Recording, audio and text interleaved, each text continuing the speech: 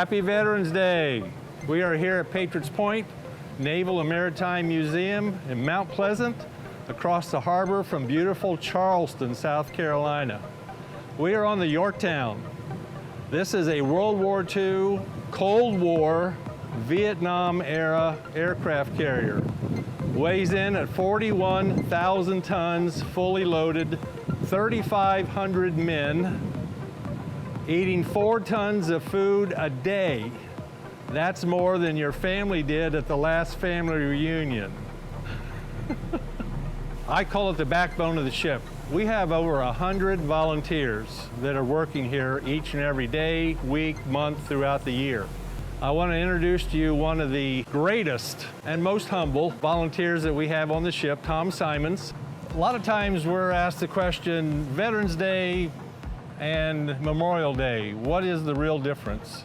Well, Memorial Day, think of memory, memorial. And that's where we remember those who have died in the cause of protecting freedom and liberty within our country. Veterans Day is always November the 11th. While we honor those who died in the service protecting us, Memorial Day, Veterans Day, we honor the living, those who are still serving or have served. And today we have a veteran with us, Tom Simons. And Tom, I'm just going to ask you, what does Veterans Day mean to you personally? Well, my grandfather served in World War I, was a railroad engineer in France. My father was a tail gunner in B-17s and B-24s in World War II. My mother served in the Women's Army Corps as a nurse during World War II. And I had 2 other uncles and an aunt who also served during World War II. None of my family members served during the Korean War, but I began my service in 1967 during the Vietnam War. My wife is also a Navy veteran, and my son is an active duty Air Force pilot today. So Veterans Day really means a lot to me and my family, as it does millions of other Americans. It is a very, very important day. I have a question for you, Tom. What exactly did you do 30 years in the Navy? And I know you were part of a very elite group of aviators. Can you just explain a little bit about what you did before we go up to the flight deck? Well, Al, the Navy trained me to be an aviation structural mechanic. My specialty was hydraulics. I worked on numerous kinds of airplanes throughout my career, including the one we're going to see on the flight deck, the F-4 Phantom. There are currently 5 aircraft on Yorktown that were flown by the Blue Angels. The F-6F Hellcat, the F-9 Cougar, the A-4 Skyhawk, the F-4 Phantom, and the F-18 Hornet. Tom, thanks a lot. What do you say we go topside, take a look at that F-4 Phantom? Sounds good to me. Let's go. Let's go. Tom, this is one of my favorite places on the ship, overlooking Charleston. But you served with the Blue Angels. What is the purpose, really, of the Blue Angels, number one? And number two, what did you in particular do while you were serving with the Blue Angels? The Blue Angels are actually the Navy's top recruiting tool. If you stop and think about it, if you live in San Diego or Norfolk or on either one of the coasts, you can see a lot of Navy ships, and the Navy is not an unfamiliar sight to you. But if you live in Lincoln, Nebraska or Bozeman, Montana, the Navy is kind of a foreign thing to you. The Navy uses the Blue Angels to go around the country and demonstrate the capabilities that the Navy has. Even though it's just the aviation arm, it draws interest. The recruiters use them as a recruiting tool to entice young men and women to find a career or at least a short-term stint with the Navy. While I was in the Blue Angels, I was a crew chief. The airplane behind me is the standard fleet gray airplane. The Blue Angel airplane are shiny blue airplanes with gold lettering, and they are the best. When I was selected to join the Blue Angels, it was one of the greatest treats of my life to think that they considered me to be worthy of an opportunity to do that. Once I got there, I kind of realized that I had to step up my game because everybody there was the best of the best. So I served as a crew chief, and every morning we came out, checked the airplanes over, made sure they were properly fueled, oiled, and serviced, and ready to go for the day's flight demonstration. One final touch-up with the red rag to make sure they were shiny and clean, and then we launched the airplanes for the afternoon demonstration. Oh, Tom, that's fantastic. I was not in the Vietnam War, but I remember watching TV and the news, and all I saw was F-4s, F-4s, F-4s. They were the real workhorse of the Vietnam War when it came to fighters. Well, we're going to leave the flight deck now and the jets. We're going to go down below to the hangar deck and look at a prop plane that served in World War II called the Hellcat. Another #1 fighter in its day. That's right.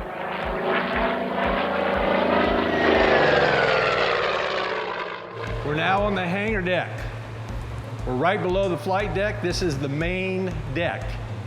And as you look at this deck, remember this aircraft carrier is 3 football fields long. Basically, the hangar deck was the garage. This is where they stored them. This is where they maintained them. And we want to look particularly at this plane, the Hellcat. Guess what kind of plane was the first plane to land on this ship? You're right, it was the Hellcat. This plane was the premier fighter off of carriers in World War II. This was a fantastic aircraft. But how does it compare to the Phantom, the F-4 that we just saw? Mr. Tom, I'm going to have you come in and just, in a few words, how do these two planes compare with each other? The Hellcat was the top fighter of its time. And the Phantom was the top fighter of its time, the Vietnam era. The propeller-driven Hellcat primary weapon system was guns. It also had just one pilot. The Phantom, as we saw upstairs, had a crew of 2. Its primary weapon system was missiles. The Hellcat is capable of about 380 miles an hour top end. The Phantom is capable, because of its jet engines, of about 1,200 miles per hour. This was the first aircraft that the Blue Angels flew starting back in 1946. The Phantom, as we talked about earlier, was the airplane that the Blue Angels flew from 1969 to 1973. Thank you, Tom. Before we leave the Hellcat, I've got to tell you a story, because the Hellcat on this ship has a real story behind it, and there's a man behind that story. In fact, if you look down here, you can see Bill's bench. And a lot of times people come and say, Bill's bench, who's Bill? Bill, he was on this ship 3 or 4 times a week, sitting on this bench, talking about all these planes with props, because he flew most of them. Back in 1945, Bill Watkinson flew the Hellcats off of the Yorktown. If he were here, he'd be sitting right here talking to the visitors, and he would love to tell you about the Hellcat and his experiences. So it's personal. The Hellcat and the Yorktown, very personal. Today we have a real treat. Did not plan this for Veterans Day, but this is a real treat. We have a veteran that served on this ship on the Yorktown from 1963 to 64. His name is Larry, Mr. Larry from West Virginia. So what was your duty on the ship when you were assigned to the Yorktown? I was in operations department, and I worked in the operations office as a yeoman, which is a clerk typist.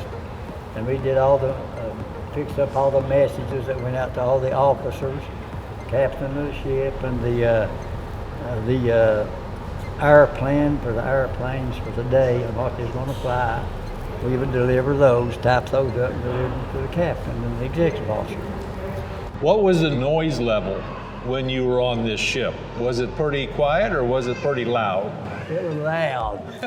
It was loud. To go from 0 to 10, it was plus 10. Well, what was so loud about it? Was it the elevator here? Or? The elevator, and then they had all the planes parked here, and they had them running. This is the garage. They kept them running. They didn't turn them off, because if they turned them off, then it would take a long time to start them up and get them warmed back up so they could go.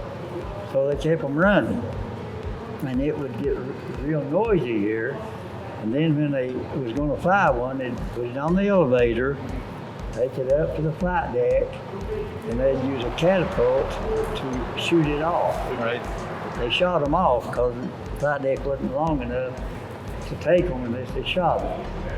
And then when they come in and landed, they'd come in and they had a cable, and they had a hook on the back of the plane. That cable would catch them in that hook. Yep. Keep them Arrestor cable, yeah. tail hook. Yeah. Now, is this the first time back on the ship since '64? Yes, it is. How did you feel when you came and stepped back on this ship for the first time? I almost cried. I had a run chills all over me because I tell you, this brings back a lot of memories, a whole lot of good memories. And been wanting to come for a long time, never could make it, but here I am. We thank you for your service to our country, and it's so good to have you here. Thank you. And you didn't know you were going to be filmed. No, I didn't know. You're preserved now forever. I didn't know I was going to be a movie star. Thank you much. Thank you. Never before have these huge planes been launched from a carrier. Okay, we have a question that's asked quite often. Why do we have an Army bomber on a naval ship? Very interesting, and there's a reason. And it goes back to the Doolittle Raid of April 1942. This is the type of aircraft that was used in the Doolittle Raid. We're going to talk more about that as we go around now on the other side of the aircraft. Now remember your history. December the 7th, 1941, bombing at Pearl Harbor. Japanese touched us with their bombs. Morale in the US was extremely low. So what did we do? We did something the Japanese never thought we would do. On April the 18th, 1942, about 4 months after Pearl Harbor, we put 16 of these B-25s on an aircraft carrier Hornet, smaller than the Yorktown, for a one-way ride to Tokyo and surrounding area to bomb them.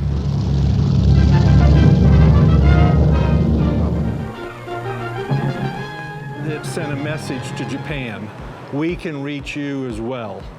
Didn't do a lot of damage, but it was symbolic in the sense that it communicated to them that they're vulnerable, and it certainly lifted the morale here in the U.S.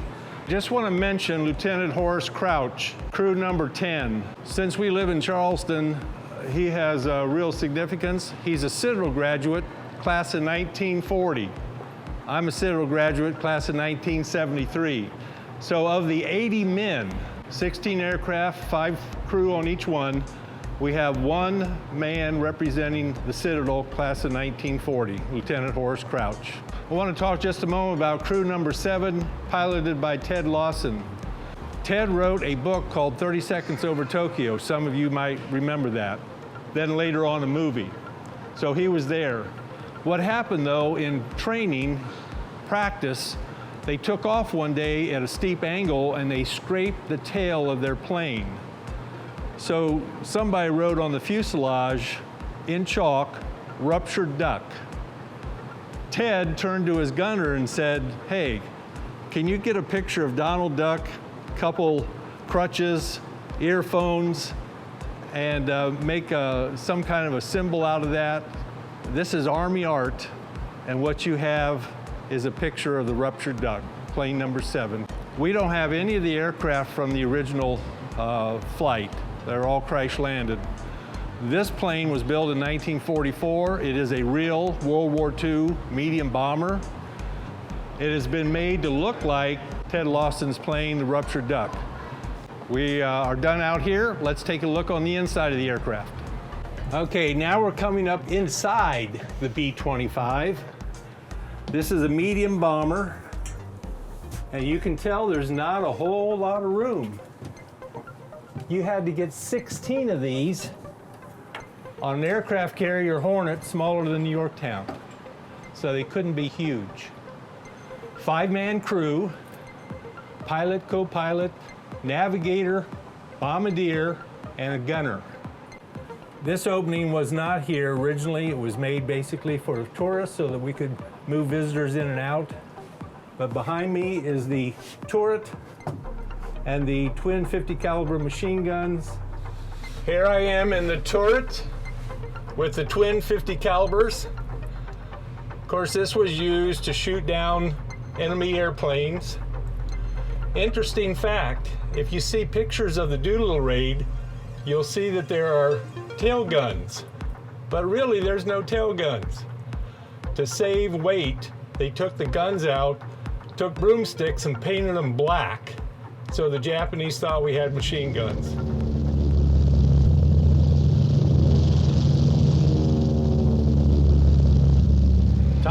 This was great. Always working with you is a great experience.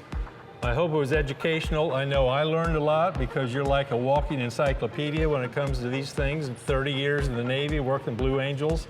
Hope it was inspirational too for all you folks listening out there and the kids in the schools and libraries.